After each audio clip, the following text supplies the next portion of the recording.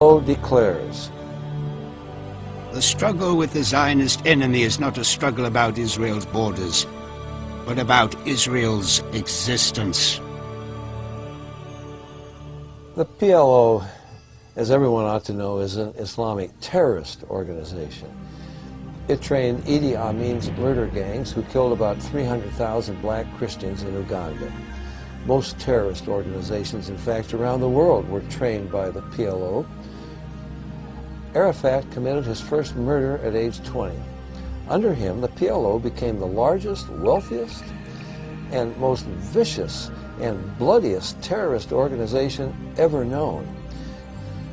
By 1970, the PLO had 55 bases in Jordan, and its continued terrorism against Jordanian civilians was so vicious that King Hussein turned his Bedouin troops on them, and after weeks of bloody fighting, chased the PLO into Lebanon.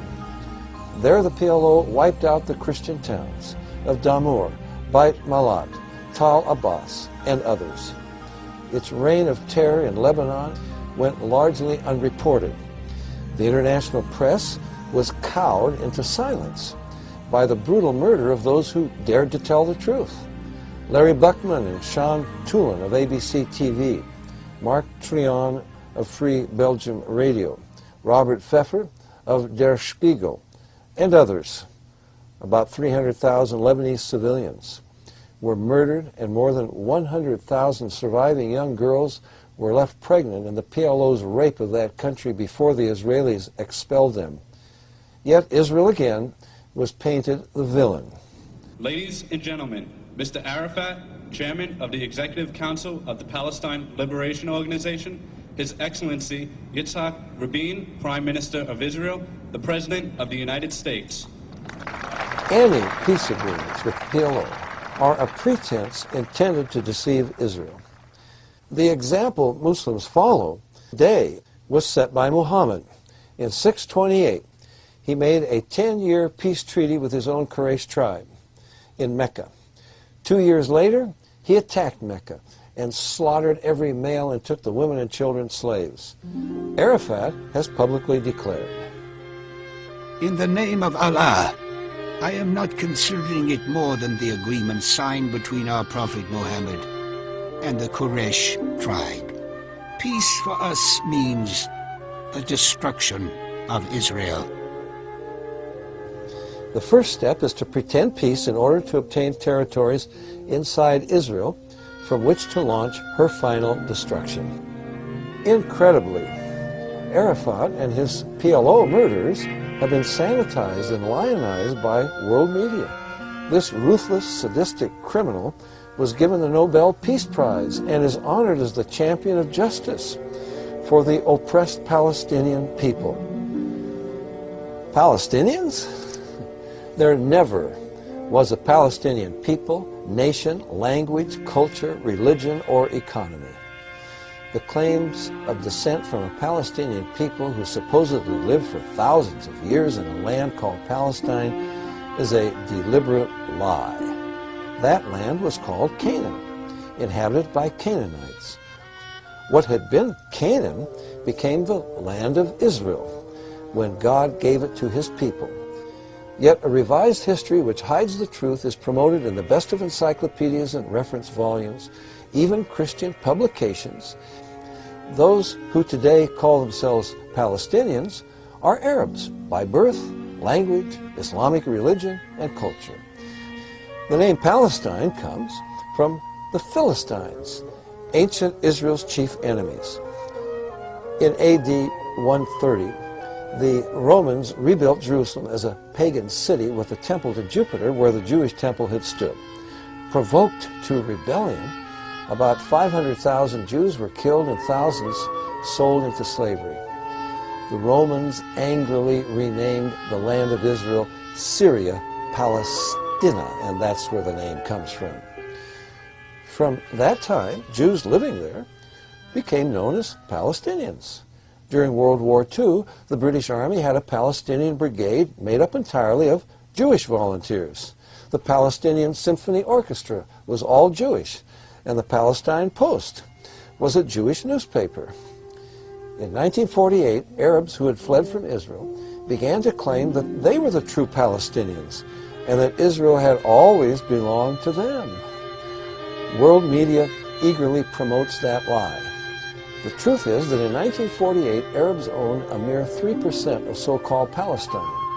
Israel's claim to the land goes back 4,000 years to Abraham's purchase of the cave of Machpelah in Hebron. There, Abraham buried his wife Sarah, and there Abraham, Isaac, Rebekah, Jacob, and Leah are buried. In Hebron, David was crowned king. This sacred Jewish site has no relationship to Arabs or Islam. Yet Muslims, in spite of a continuous Jewish presence there for 3,000 years, claim Hebron as their own. They build a mosque, and they are determined to drive out every Jewish resident. For 50 years, the world has faced the problem of hundreds of thousands of so-called Palestinian refugees from the 1948 War of Independence. Typical of its lies, world media accuses the Jews of ruthlessly dispossessing the native population. In fact, the Arab High Command urgently warned Arabs by radio to get out of Palestine while they slaughtered the Jews. About 350,000 fled. Many did not. Those who remained are Israeli citizens and today comprise about 16% of Israel's voters. Jordan annexed the UN-designated Palestinian territory, expelled all Jews, destroyed all Jewish houses of worship, and renamed as West Bank what had been Judea and Samaria since Bible times. In spite of billions of dollars in oil revenues and a land mass 700 times greater than Israel, Arab nations have refused to absorb any 1948 refugees into normal life. Now numbering in the millions due to a high birth rate and occupying shameful refugee camps in Gaza, Jordan, Lebanon, Syria, and the West Bank, these unfortunate pawns are deliberately kept on display. In contrast, the fledgling state of Israel, with a population at the time of 600,000, quickly absorbed 820,000 Jewish refugees who fled from Arab lands where for 1,300 years. Since the advent of Islam, Jews were routinely beaten and spat upon in the markets and streets. Hundreds would be brutalized and killed in random bursts of violence by Muslim mobs, and their property confiscated. Israel's rebirth provided a welcome refuge to which they fled. Israel has absorbed millions of immigrants. More than 1 million Palestinians in refugee camps came under Israeli control in the 1967 Six-Day War. Israel offers them state land, electricity, sanitation, streets, and schools, and has built 9 residential projects housing 10,000 families. Arab nations, incredibly, oppose Israel's help for the refugees. Even more incredible, the United Nations annually adopts the following amazing resolutions. The General Assembly demands that Israel desist from the resettlement of Palestine refugees in the Gaza Strip. The General Assembly called once again upon Israel to refrain from any action that leads to the resettlement of Palestine refugees in the West Bank. Going back 3,000 years, Jerusalem was always the capital of Israel under her kings. Modern Israel has its Knesset there. But the world's nations locate their embassies elsewhere. While visiting Jerusalem in 1998, the Vatican's foreign minister called the Israeli presence in East Jerusalem, quote, illegal occupation, unquote. In March 1999, Israel was notified again that the European Union does not recognize Israel's sovereignty over Jerusalem. In a papal bull on the year 2000 Jubilee, John Paul II once again rejected Israeli sovereignty over Jerusalem.